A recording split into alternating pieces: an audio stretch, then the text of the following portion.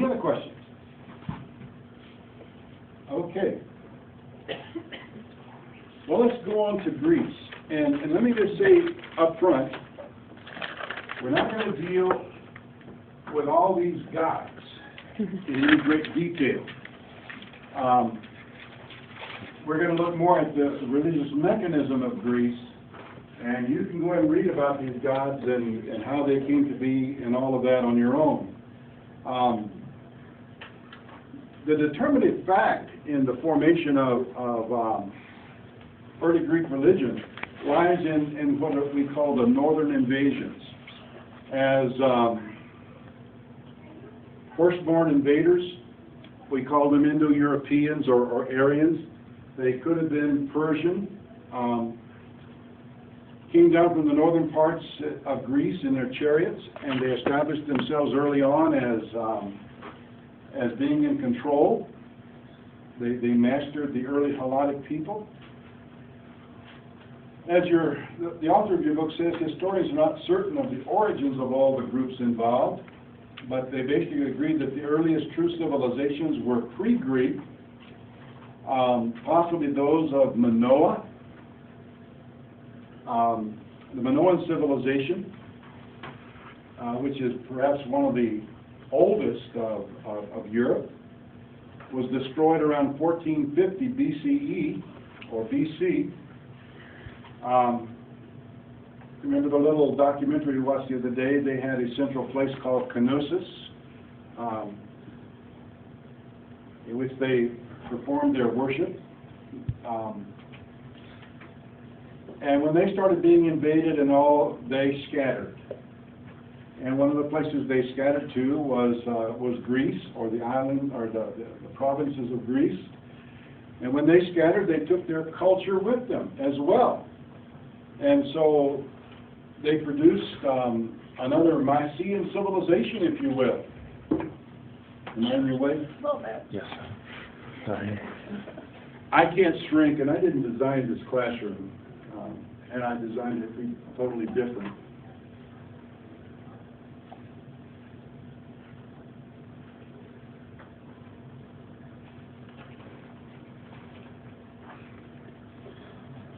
But sometime in the 12th century BC, another wave of northerners came down, and they overthrew this Mycenaean civilization that had started in Greece. And that resulted in a wide displacement, again, of the people. Only this time they didn't leave, quote, Greece. They just settled in other little isolated spaces and places around. And this is where the Greek city-states found their formation as a result of these invasions. And it has a lot to do with the patterns of Greek religion as they began to form. In the Greek religion, there was a mingled pantheon of gods, another list of deities, gods and goddesses. Zeus, for example, we definitely know had Indo-Aryan roots, if you will. He's something that the invaders brought in with them. So, you know, Zeus in Greek mythology didn't exist before the Aryan invaders came. Rhea is Minoan in roots. Athena is Mycenaean. Hermes and Hera were probably Greek. Apollo is Ionian. Aphrodite was brought in from Cyprus or Scythia. And Dionysus and Ares came in from Thrace. Now these are all parts of the wide-sprung portions of Greece. But the important thing, you got that? Oh, you don't need to know all these names. I'm not going to test you over that, I promise you. No, I shouldn't make a promise I can't. I promise you I won't. The important thing is that in their interaction with the gods, the Greeks were polytheists. They believed in many gods. And they believed that their gods were close at hand, not, you know, in some far distant place, but, you know, just right there in everyday life with them. in describing them, the Greeks were very, and here's a word you'll want to remember, anthropomorphic. Do you want to remember what that word means? Like human traits. Do what? Find human traits. All right. They gave human attributes to these gods with the understanding that they were very much higher. That you know, if we say that God is love, you know, we think of the highest form of love that exists here, and then multiply that, you know, infinite number of times, and that's the love of God. So yes, they were very anthropomorphic. They gave human traits to their gods. Why do you think that's so? Why was that? What was that? Why was that important? It's related. Okay, for relationship. And you know, we do much the same thing here in the Christian religion too.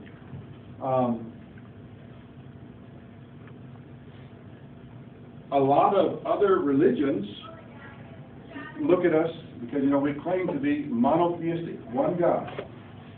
And yet we talk about God the Father, God the Son, and God the Holy Spirit. And they say, well, you've got three gods. And then we've got to argue back and say, no, you're wrong, you just don't understand the concept. Well, I'm not sure that anyone understands the concept. But we have anthropomorphized God. We have given him human traits and then just heightened them to the nth degree.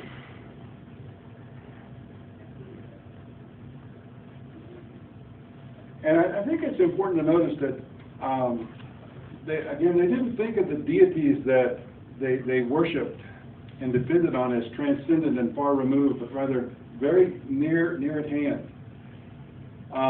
They also had an established priesthood, and injuries and health problems were brought to the temple and there were treated.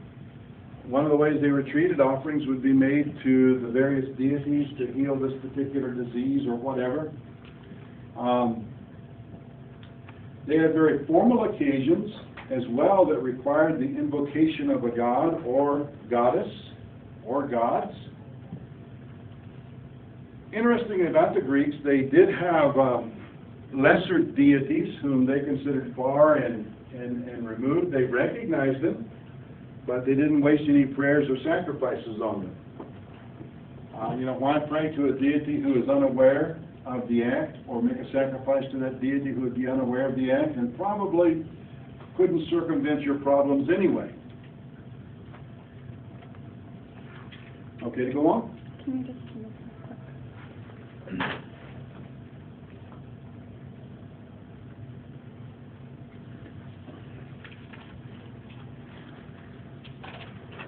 Okay, thank you. Is this in your way? Yeah. Okay, we'll try to do without it. Make it a little easier on you.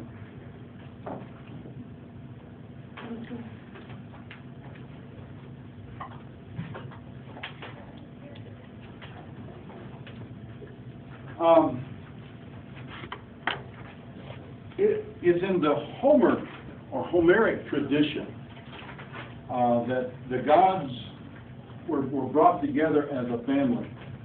Prior to Homer, the gods were all scattered and did their own little thing. Zeus was here, Hera was there, and you know, anywhere and everywhere. But Homer, in his Iliad particularly, brought the widely separated gods to one central place. And suddenly they're a family residing on Mount Olympus. Now, it was considered a heavenly region, not the actual mountaintop. So somewhere above Mount Olympus, you know, is where the gods lived. And they lived as one family. And here Zeus became the chief god. Hera became his wife. Their divine functions are rationalized. And by that I mean that they are now in charge of natural forces. You have the god of the sky, the god of the sea, the god of war, the god of wisdom. Again, the personalities are no longer vague and mysterious, but they're given defined and definite characteristics. They're given special powers. They're distinct from one another. No two gods or goddesses are alike. They resemble earthly men and women with thoughts and desires and passions. They were all too human. And though they are immortal,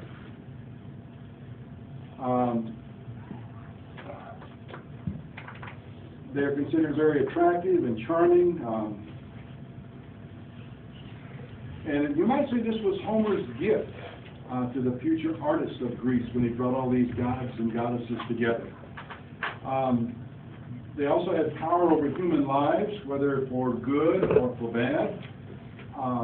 By the will of the gods, cities would fall, men would die, armies would fail. But the important thing is, of all this, is what is called the primacy of Moira, or faith. That's all Moira stands for, is faith. In this, the might and the will of the gods is severely limited, because they thought there was something more powerful than even Zeus himself could control, and that was faith. Other religions call that kismet or karma. Following upon Homer was this man named Hesiod, and he developed a theogony. You want to take a stab at what the word theogony means? Like a theory. Do what? Is it like a theory? Well, it is a theory, but a theory of what? Religion. Do what? Religion. Actually, it's an ordering or a structuring of the gods. Putting the gods in a rational structure. He felt that this was something that needed to be done. So using Greek rationalism, he tried to bring them into some semblance of order, raising a question about their origin or their theogony. You know, where did they come from? And why are they here? He satisfied the Greeks theologically, but it didn't do a lot to alter their day-to-day lifestyle or their practice of the religion, because they still defied the order that he put the gods in. It's interesting that as Greek mythology got into going, you even had mystery religions. There was the Eleusinian mysteries, probably the oldest and most restrained of the mysteries. And in these Eleusinian mysteries, Demeter and Persephone were the central figures.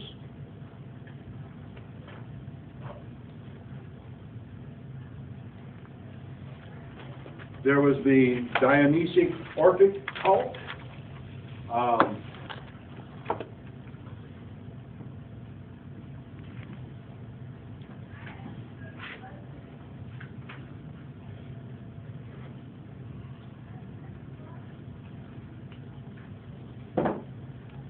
This was a very violent cult, and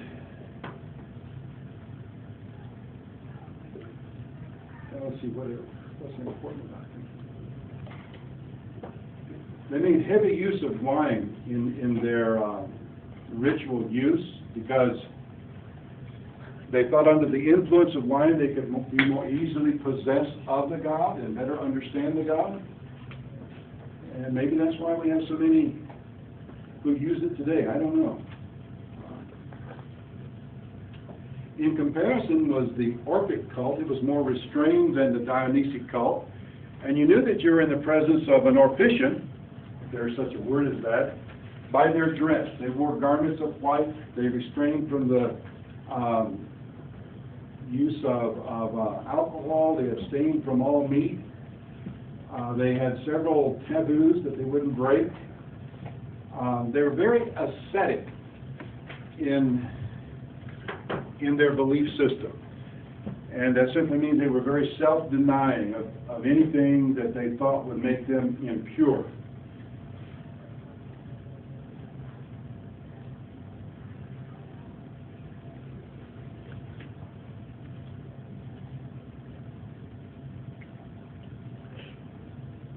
Okay to go on? Just 1 second.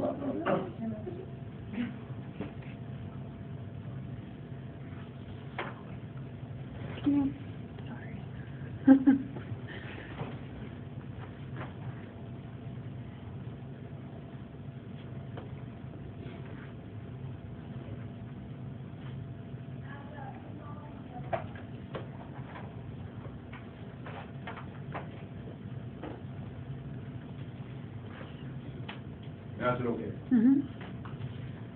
Oh. Well, start there. You can click next on the right side. It's in the black.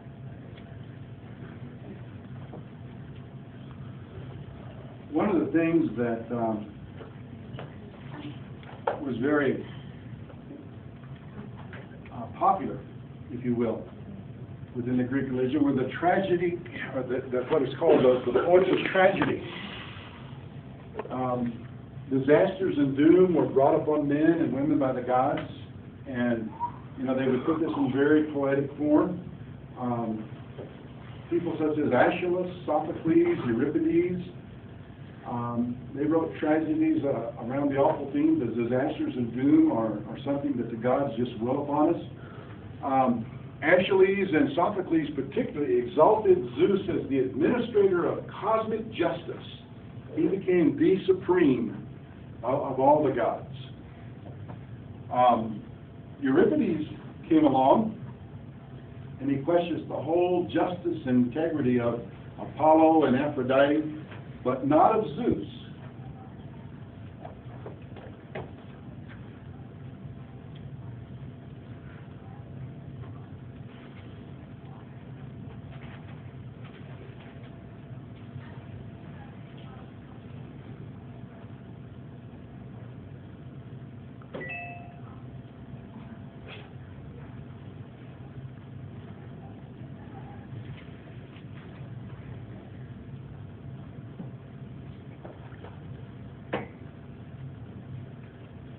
Dr. Russell, can you just scoot to the side for a second? Do what? Can you scoot to the side for a second? Thank you.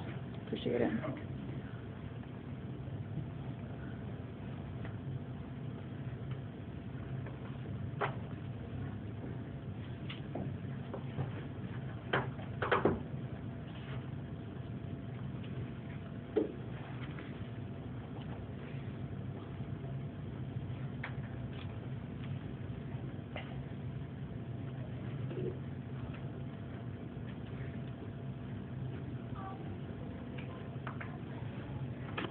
You got it? Mm-hmm. Okay.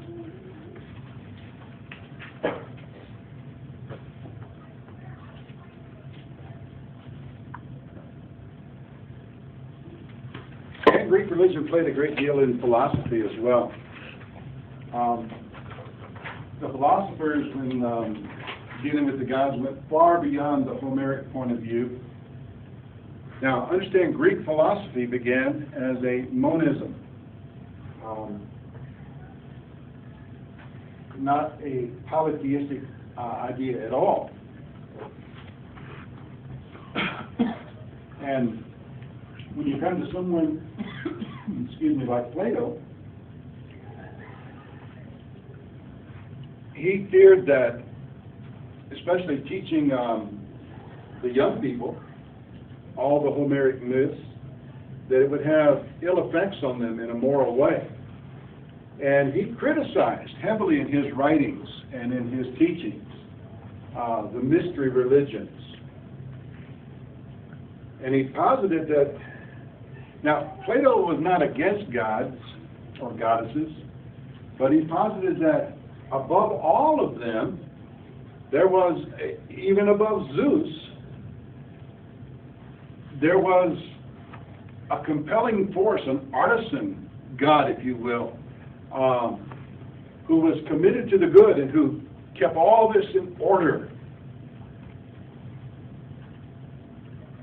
Aristotle, on the other hand, discounted all the traditional gods. He was one who was very rational, and if I can't see it, it doesn't exist. But he did posit that there had to exist what he called a prime mover. He didn't give shape or definition, or form to this prime mover. Simply that as he looked at everything around him, it was obvious that there had to be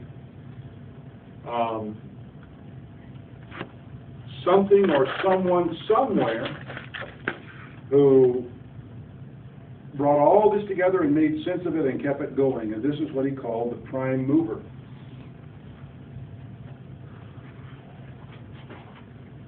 in our language today, we'd say they're, you know, if you believe in the Big Bang Theory, well, there was, the prime mover is the one who started the bang. And he gave definition and direction to the bang. Okay to go on?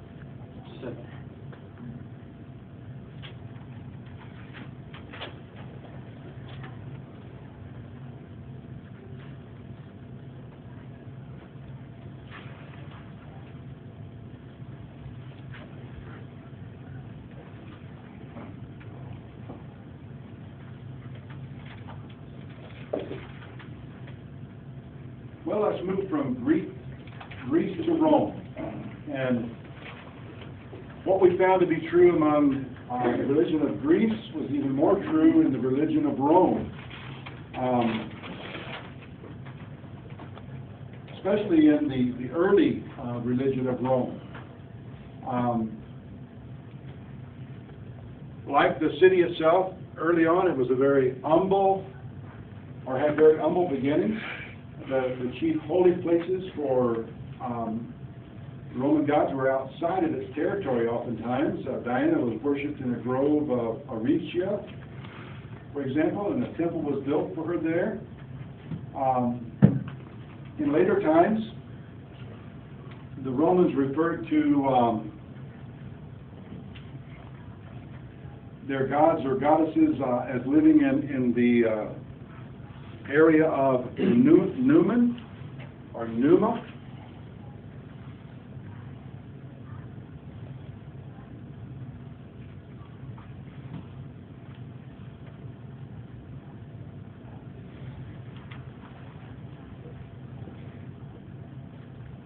So is it correct to say that Rome's religion was kind of mixed of all the people they conquered, correct?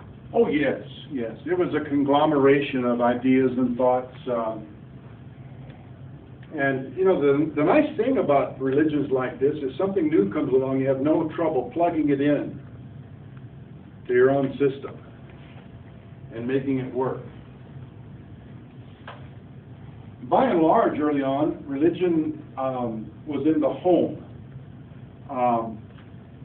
And it mainly resorted to relevant sources of Numen or power, gods or goddesses. These Numen were associated with agriculture, with homemaking, with child rearing.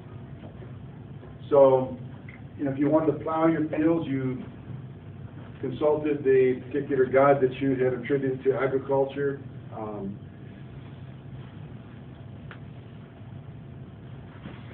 And all sources of Numen were honored and propitiated by ceremonies and festivals.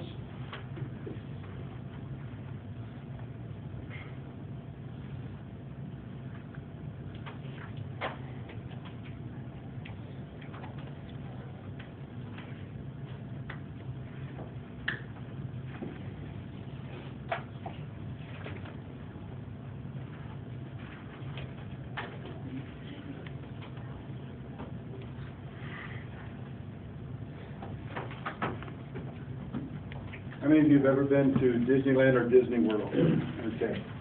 As you walk up to the gates, you know, now, when I was there last, they would say in every life a little rain must fall. And they particularly would say that if the day was cloudy and you're just getting ready to buy your pass to the park. And then they would also say, and all good things must come to an end. And that's true here as well, because the state got involved and said they could do a better job of organizing the beliefs of the people than the people themselves could. And so when they did, they heavily invested in priests, and these priests performed ceremonies and sacrifices to the state deities. We know of at least 104 days each year that a particular sacrifice or ceremony would be performed. And these became their chief gods: Jupiter, who is the same as Zeus, Mars and Corvinus. These were gods of war. Mars is identified with the Greek god Ares, the god of war there. About Quirinius, we don't know very much, but he did have a festival that was dedicated to him that took place every February 17th. I'll just get my book and move over here. You probably put your stand right here, we won't need it all. Oh, okay. Now, which one of these up here do I have to hit to advance this thing? The mouse? It could be the three-headed arrow. Right here. Nope. On that toolbar right there by your hand, there should be one with the red arrow on it, to the right, to the left. Yeah. There you go. I didn't do anything, did it? Right, you did a little You can't just touch the screen and press the top one, just touch twice. There we go. On the other side.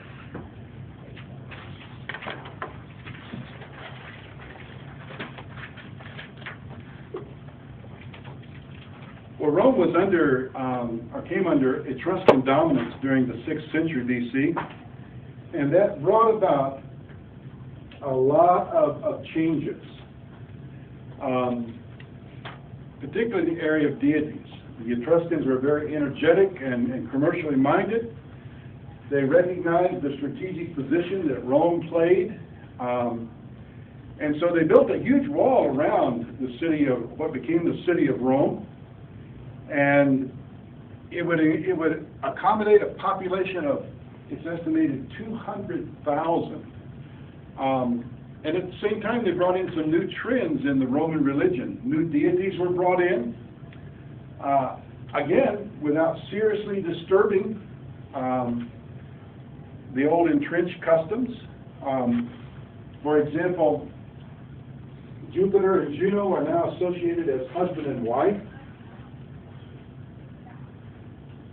Minerva is introduced, and she is most likely, of Etruscan origin. She parallels Athenia in character. She is considered the goddess of wisdom, the patroness of the arts and trades.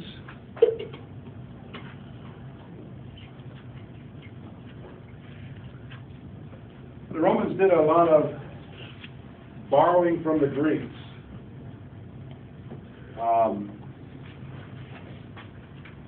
In fact, there was a Greek colony not far from the city of Rome that was called Little Greece. But as Greek culture really influenced Roman beliefs and all. And a far-reaching moment was the introduction into Rome of a collection of oracles called the Sibylline books, and a lot of mysticism in these writings and all. They were given a lot of precedence among the Romans.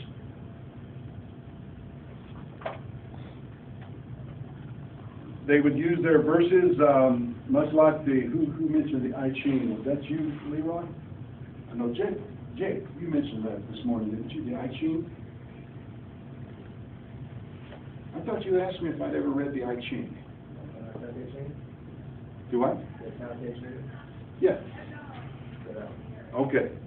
Well, it depends on how you want to say it, doesn't it? Okay. But, they were credited much like the I Ching and Confucianism and Taoism. And they would have to be, the writings would have to be interpreted. So Demeter and Persephone are given a lot of